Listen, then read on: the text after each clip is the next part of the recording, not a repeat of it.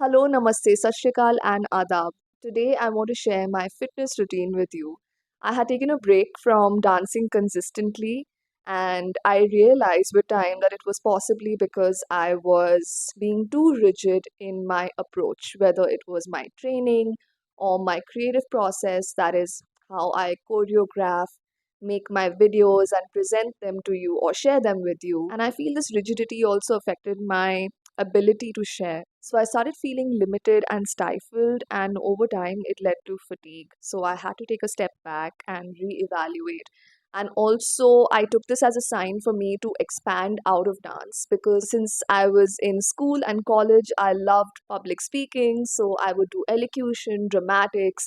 I also participated in debate, but I didn't enjoy it too much. I loved giving seminars, especially when I was doing my master's in dental surgery. So I loved teaching. And I was always this kid who was alone and happy making artwork. So I loved drawing, coloring, painting, and making handicraft. And I also love people. So in this time, I made this vlog recently called Bad Morning to Good Morning, and I felt really happy about it. And it felt like there was this big weight that was just let off my chest.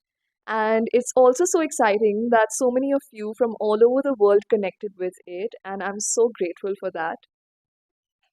I also realized that what I crave is deep, meaningful, genuine connections with people, and focusing only on dance was making me feel very limited. And in fact, I was denying myself the opportunity to interact with people from different walks of life.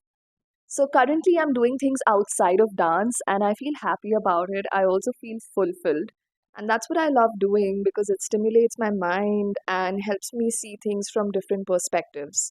So now I'm also experiencing life outside of my dancing and working on having a good, healthy work life balance. I also feel good that I'm honoring my pace and actively resisting this whole time anxiety, where we compare ourselves with others and assume how far ahead they are than us. And I feel like I'm aligning with my true core desires, which is not the same as the other person's desires. And so the rewards that they get are not necessarily the rewards that I want or need. So, all in all, I feel it's important to not be unnecessarily strict or rigid with ourselves. And it's very important to allow ourselves to be flexible with our routines and, keep our word and also trust ourselves. So, welcome to my vlog, and let's get started. I begin with my pre warm up stretches. This is a mix of static and dynamic stretching and it prepares me for the upcoming warm up. I make sure to condition my neck thoroughly for all the head rolls and whips and tricks in my dancing. Going slow and being intentional helps me be present and also trains my mind to focus. This is also my time to care for myself, so I allow myself to enjoy it, even if my face may not look like that. These elbow clampers are great for activating our chest muscles. Two more exercises to activate our chest muscles or pectorals are these prayer pulses and overhead clamps. Do try these out, you'll feel the burn.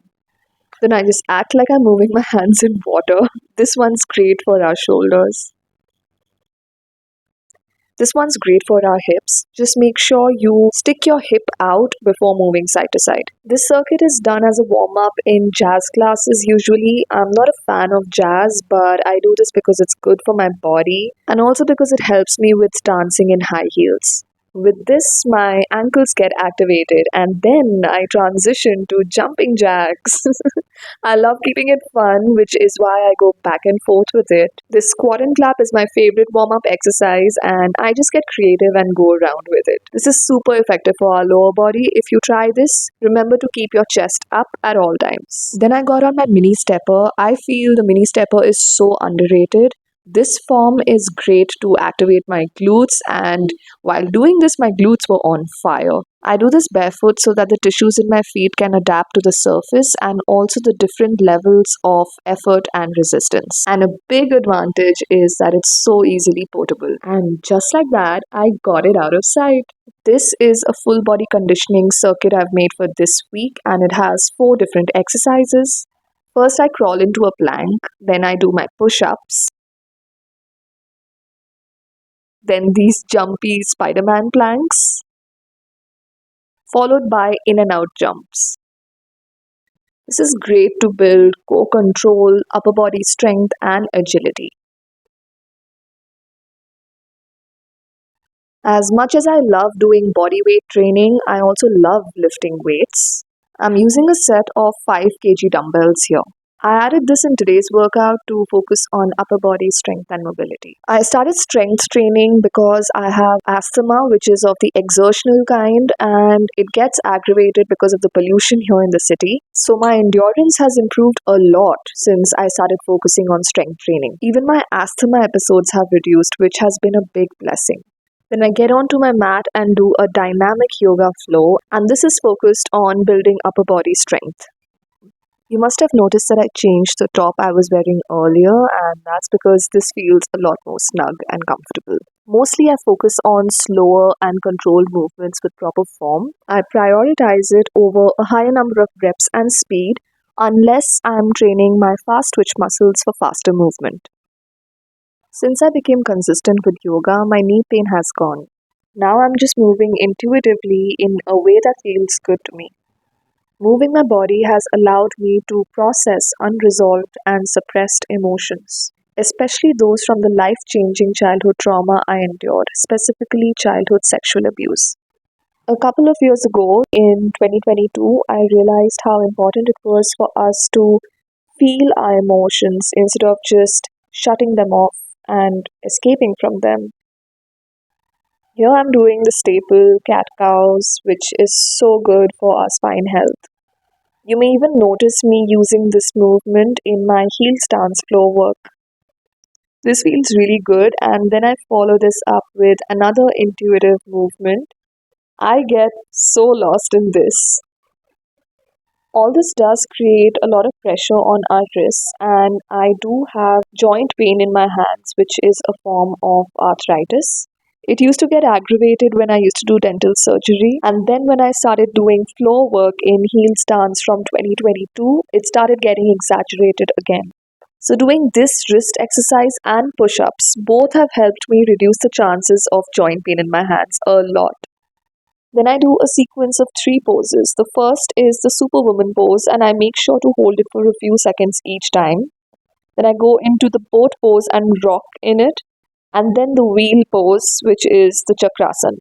Now, here's an important concept. While doing poses like the previous three, we are arching our back and it creates a lot of pressure in our lower back. So, it's very important to do counter poses. Here, we tuck our knee to our chest and just rock side to side. This is the child's pose, and we're rounding our lower back here as well.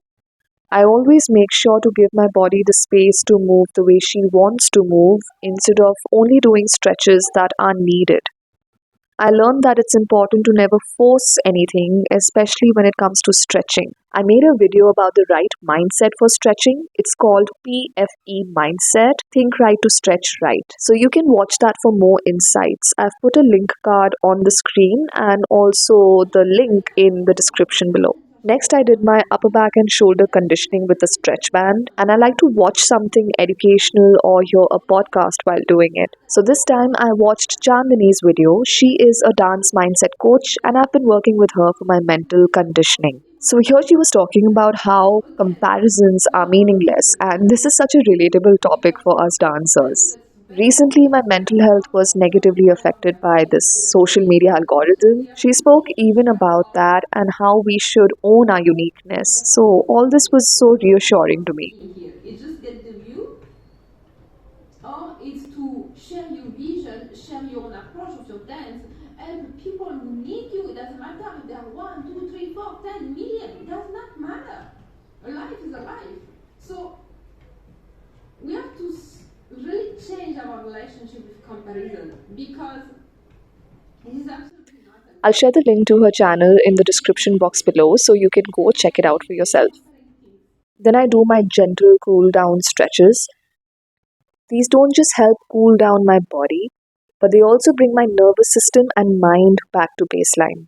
I always make sure that no matter what I do, whether it's stretching, cardio, or lifting weights, I keep breathing intentionally. This helps me stay calm because it keeps my parasympathetic nervous system activated. This way, I'm also able to focus on the feeling of the movement in my body rather than being in my head. And when we truly feel the movement, it's so pleasurable and healing. Most of all, I allow myself to enjoy the movement. This is a somatic exercise to release stress. It's called shaking. And then again, in the end, I just do some movement that feels good to me. I've said before how much I love body rolls because it feels so good. And then I hug myself and thank my body for everything she does for me. With this, I finish my routine. My message for you today is that you are allowed to lower the bar for yourself and honor your pace. Don't feel ashamed about it. It doesn't make you weak. In fact, it means that you love and care for yourself. Stay in touch and bye for now.